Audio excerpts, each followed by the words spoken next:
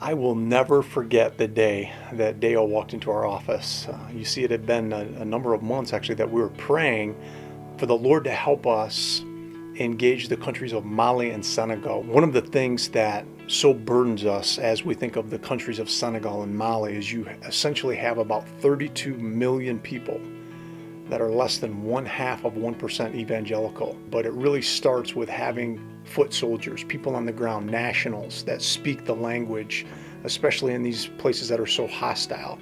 And we're seeing the Lord do amazing things in Senegal and Mali and along the 10th parallel and in the areas of Africa where Christianity and Islam collide.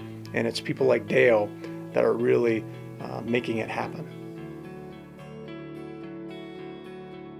So coming here, I was praying, wow, in which way I can do my ministry, which organization I can partner with so that I can go back and to fulfill the Great Commission of our Lord Jesus Christ.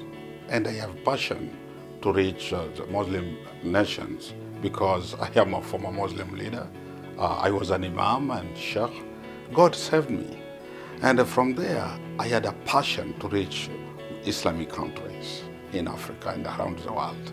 Yeah, when I came to Christ, it was a huge persecution was involved because they wanted to kill me together with the entire family because I was a Muslim leader, imam, a graduate at the International Islamic University in Saudi Arabia for 5 years. I was also a lecturer for 16 years in Tanzania to train a local African missionary Muslim to reach Christians and to turn them to become Muslims. That was my work. At the time I met with you, it was a answer from the Lord to go and distribute this treasure, the Word of God, in audio solar Bibles. I went to meet with one of our imam in Senegal. I gave him the treasure in his own language, native language. He said, wow, this is the Word of God you gave me? This is my radio. So he put every day the treasure on the top of his pillow at night. So he said that you, Christian, you have a hope of the Word of God. But we as a Muslim, we are fighting each other. We ban mosque, people killing. But from this treasure, I must receive Jesus. And the first time to hear the Word of God in their own languages, that gave them the breakthrough and to lay down and say, hey, this is what we're supposed to have in our lives.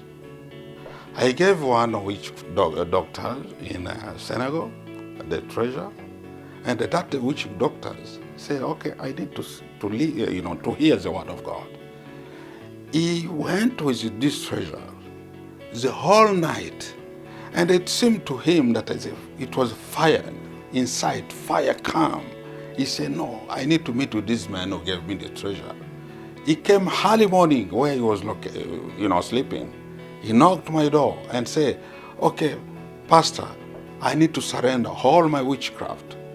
And this man, he became new in Jesus Christ through this treasure. This is how people respond to the treasury in different countries where I work in Africa.